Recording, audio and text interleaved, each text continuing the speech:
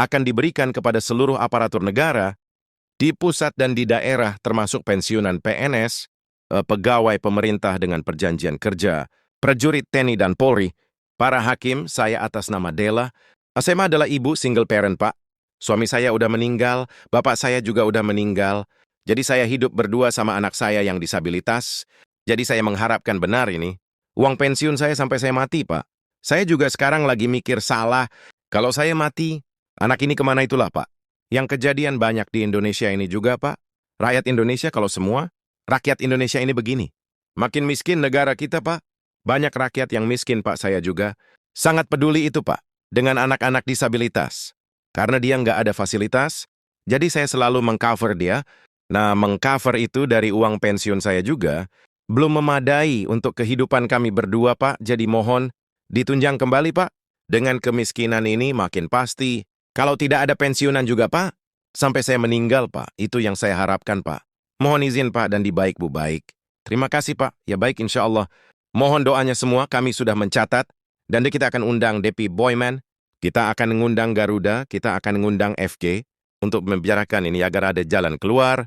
Itu insya Allah pasti kami lakukan, Pak. Pasti kita perjuangkan ya. Nanti hasilnya akan kita sampaikan. Seperti apa? Hasilnya kita sampaikan kepada peroleh Pak Syahrul. Nanti Pak Syahrul, nomor kontaknya disampaikan ke Setkom ya. Baik, cukup ya, saya mau kenalin nama saya Pak Pepinan. Nama saya Pak Ujang Remon, umur 62 tahun.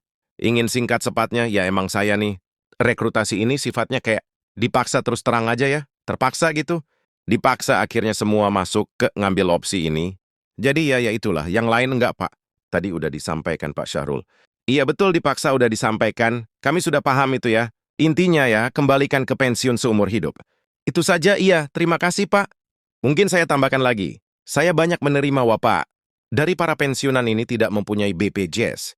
Mohon paling tidak di shortcutnya, itu adalah para pensiunan itu digratiskan BPJS-nya, jadi tidak membayar BPJS.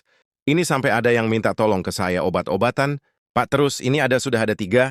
Seperti itu, Pak. Dan saya anggap, yaitu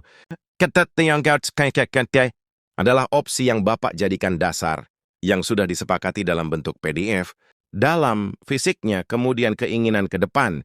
Narasi pendek itu nanti akan kami serahkan kepada sekretariat, Komisi 6, dan juga kami tetap akan menyerahkan surat keputusan kami.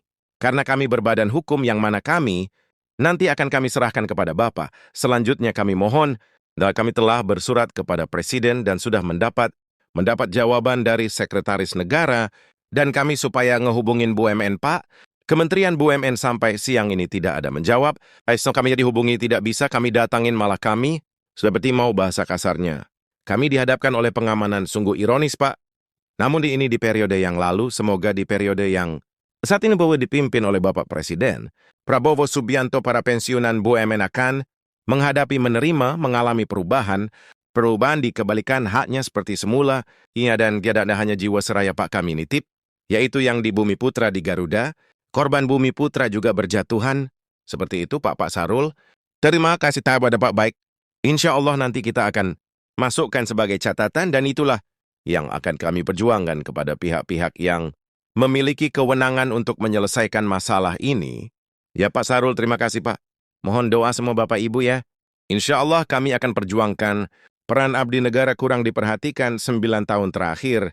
Gaji mereka hanya naik 2 kali dengan akumulasi. Kenaikan 11% saja. Mestinya gaji ASN guru, tenaga kesehatan TNI Polri, perangkat desa dan pensiunan dinaikkan setiap tahunnya. Karena jika dikaitkan inflasi, gaji mereka sebenarnya terus mengalami penurunan. Ini jelas tidak adil. Kebijakan ini mesti diubah dan diperbaiki. Nah, kita juga harus memperhatikan nasib guru dan pegawai, honorir secara bertahap, angkat mereka sebagai ASN dengan kebijakan yang tepat. APBN 2026 didesain untuk mendorong aktivitas ekonomi berputar lebih cepat dan tumbuh lebih tinggi, sektor RI bergerak dan daya beli masyarakat meningkat sehingga dapat mengasurasi tercapainya kesejahteraan yang berkeadilan. Bapak Ibu-Ibu, pimpinan beserta anggota Dewan yang kami hormati, Presiden menargetkan pertumbuhan ekonomi 8% dalam jangka menengah untuk membawa Indonesia menjadi negara maju, negara yang berhasil, naik kelas seperti Korea Selatan dan Singapura.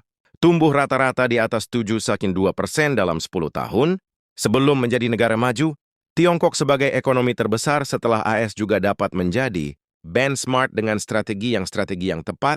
Ekonomi Tiongkok tumbuh tinggi, bahkan pernah melampaui 10% year on year selama periode 2003-2007.